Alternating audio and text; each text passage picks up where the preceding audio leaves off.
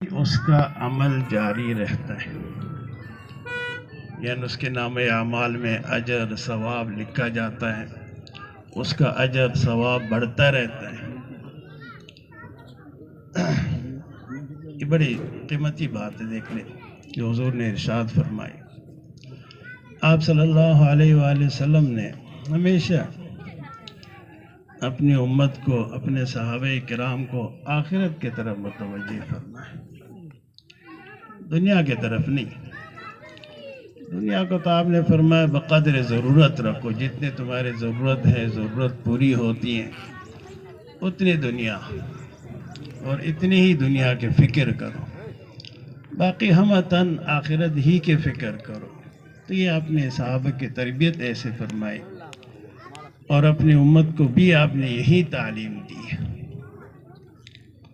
تو اس حدیث مبارکہ میں بھی آپ صلی اللہ علیہ وسلم نے یہی ترغیب دی، یہی تعلیم دی کہ آگے مرنے کے بعد جو انسان کی زندگی ہے، یہ انسان ایک ایسی چیز ہے کہ اس کی ابتدا تو ہے، انتہا کوئی نہیں اس کی۔ ابتدا تو ہے، پیدا ہو گیا ماں کے پیر سے، لیکن آگے اس کی انتہا کوئی نہیں۔ دنیا کی زندگی، پھر اس زندگی سے جا کر کے برزخ کی زندگی کی طرف منتقل ہو جاتا ہے، برزخ کی زندگی کے بعد حشر کی زندگی کی طرف منتقل ہوتا ہے، اس کے بعد جنت یا جہنم، اور جنت اور جہنم کی زندگی کی کوئی انتہا نہیں، وہ ہمیشہ دائمی ابدی ہے۔ تو اس سے اندازہ لگائے کہ انسان کی زندگی کتنی لمبی زندگی ہے، جن میں سے تھوڑا ایسا دنیا کی زندگی ہے، پھر اس سے کئی گنا زائد برزخ کی زندگی ہے، پھر اس سے بھی زائد حشر کی زندگی ہے، پھر اس سے غیر متناہی زندگی جنت اور جہنم کی زندگی ہے۔ اللہ میں جہنم سے بچا لے۔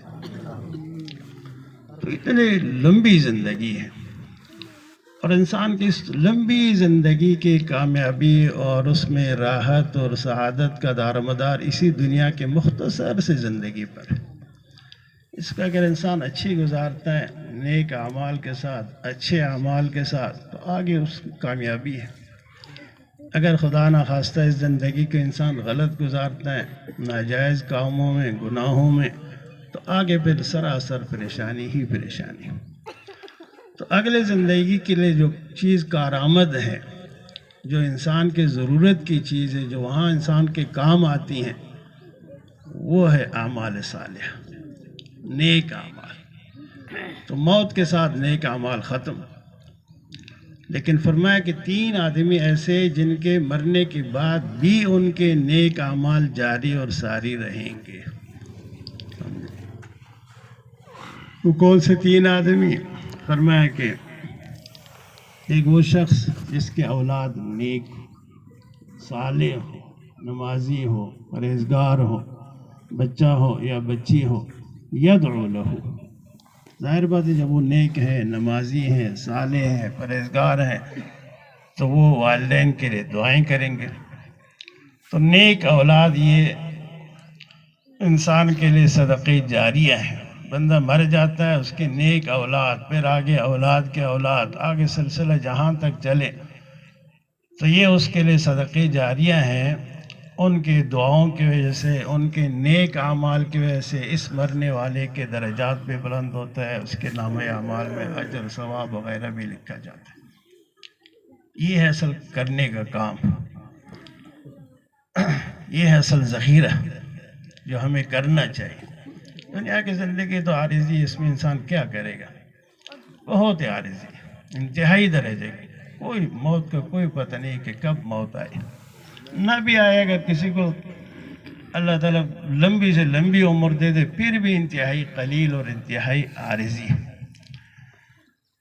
انبیاء علیہ السلام میں سب سے زیادہ جو طویل عمر پائی حضرت سیدنا نوح علیہ نبینا علیہ السلام۔ تفسیروں میں ان کے بارے میں لکھا ہے کہ ان کے وفات کے بعد 1400 سال، تقریباً 950 سال کا ذکر تو قرآن میں آتا ہے، اور طوفان کے بعد بھی۔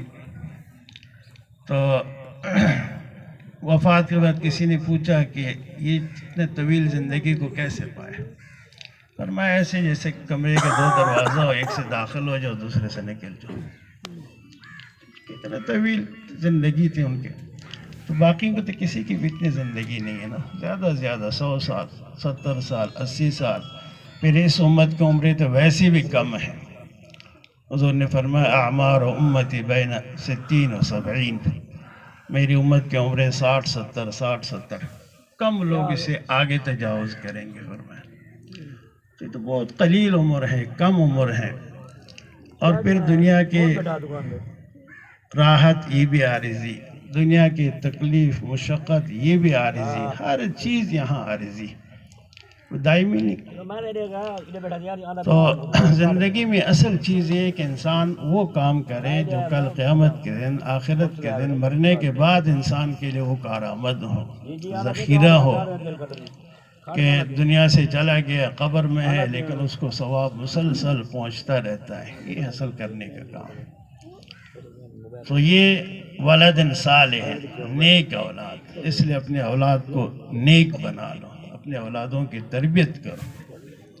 شروع ہی سے ان کو دیندار بنا دو، نمازی بنا دو، پرہیزگار بنا دو. ان کو قرآن پڑھاؤ، ان کو دین پڑھاؤ، دین پہ لگا دو. بے شک دنیا کا کام کرے، شریعت مطہرہ میں دنیا کا کام کرنا منع نہیں، لیکن نیک ہو، صالح ہو.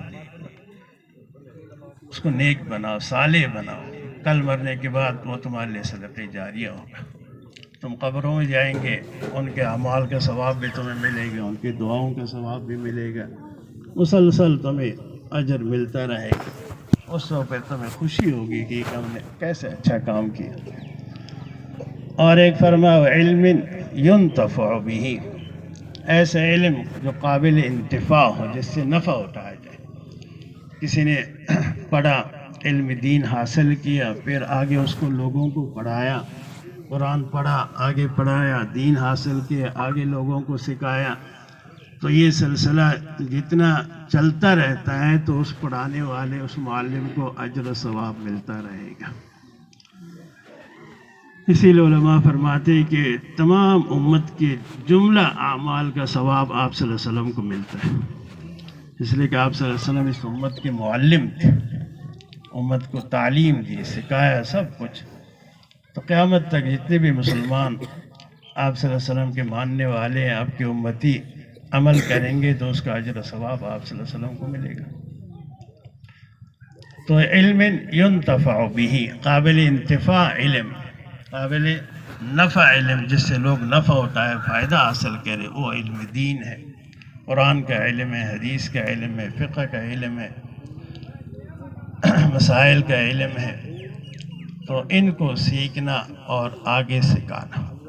اب دیکھو علم دین کوئی یہ کہے کہ 8 سال 9 سال 10 سال کا کورس ہے، ہر بندہ تو اس کے لیے فارغ نہیں بھائی، یہ نہیں. تو علم کفایہ ہے، سمجھے نا، فرض کفایہ ہے. اس کے لیے کچھ لوگوں کو اللہ تعالیٰ انتخاب کرتے ہیں، کچھ لوگوں نے اپنی زندگیوں کو وقف کر رکھا ہے، جنہوں نے حاصل کیا اور آگے تعلیم دے رہے ہیں، پڑھا رہے ہیں. علم کا مطلب یہ ایک تو فرض کے درجے میں جو ہر مسلمان پر فرض ہے.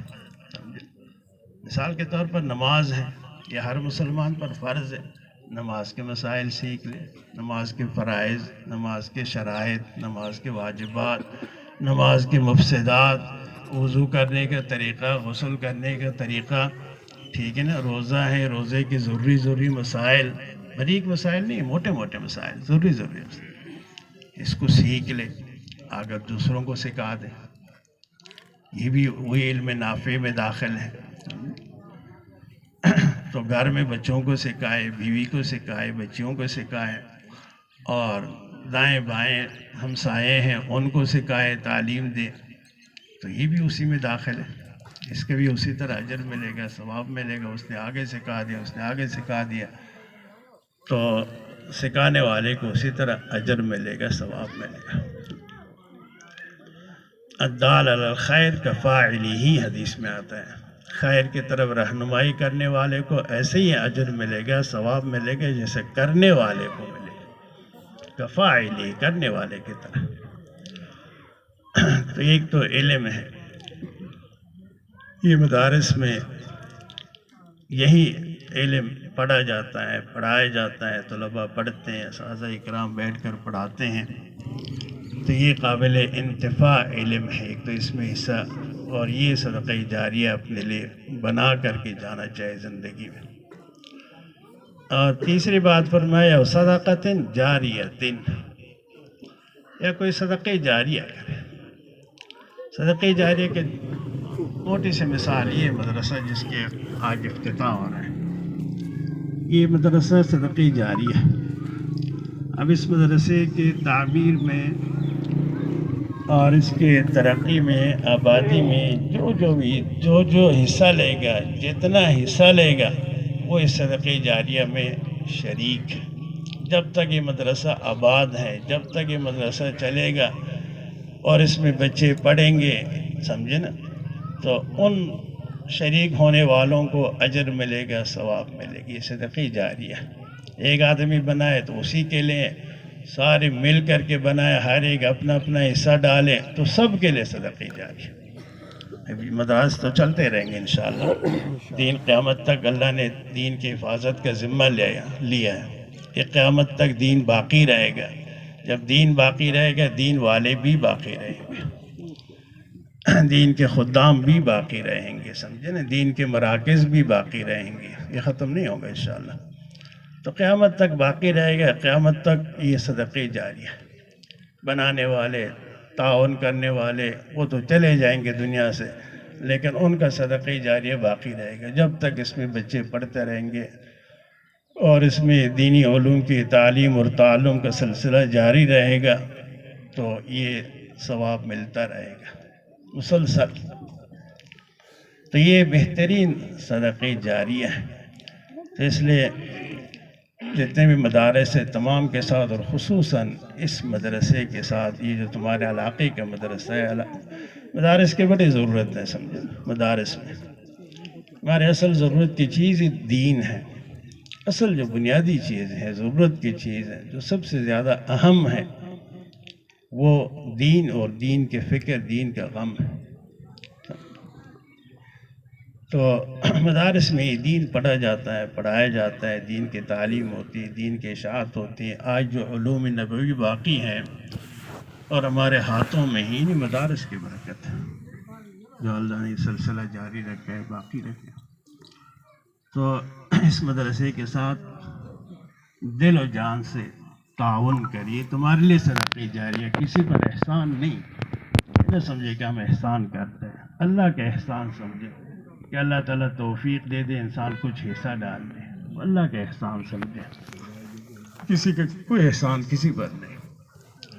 تو جیسے مولانا نے فرمایا کہ تعاون یہ ایک تو تعمیر میں ہے، چندہ دینا ہے، تعمیر کرنا ہے، اور اپنے بچوں کو، بچیوں کو بھیجنا ہے۔ ایک تعاون اور بھی ہے کہ مدرسے کے لیے دعا کرنا، یہ بھی تعاون۔ کچھ نہیں کر سکے، دعا تو آسان ہے نا، دعا پر تو کوئی خرچہ نہیں ہوتا ہے نا، رات کے تنہائیوں میں دعا کرو، اس میں زیادہ اخلاص ہوتا ہے، یا اللہ اس مدرسے کو آباد کر، یا اللہ اس مدرسے کو ترقی دے دے، قیامت تک اس کے فیض کو جاری رکھ، دعا کر سکتے ہیں۔ جو اس میں پڑھنے والے، پڑھانے والے، ان کو کامیاب کر، ان کو قبول کر، ان کی ضروریات پورا کر، تو یہ تو آسان کام ہے نا، یہ بھی مدرسے کے ساتھ تعاون ہے، ہمدردی ہے۔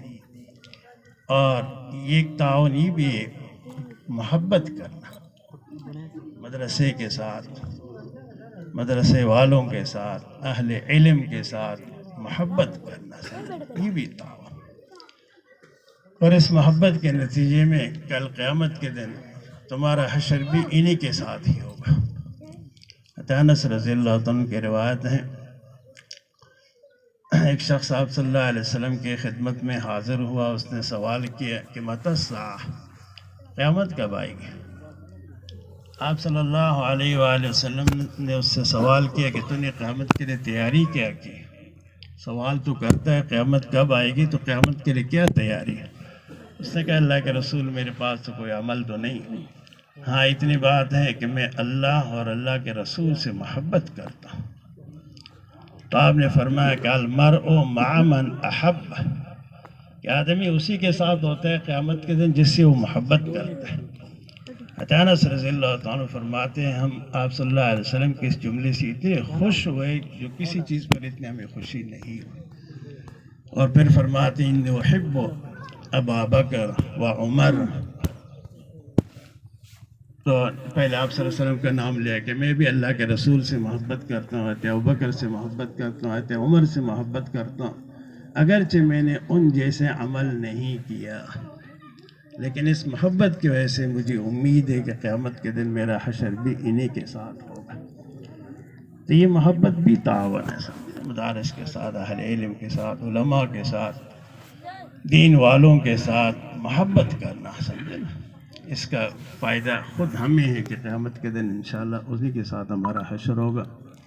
نماز کا وقت ہو گیا، دیر ہو جائے گی، اللہ تعالیٰ ہم سب کو عمل کرنے کی توفیق نصیب فرمائے۔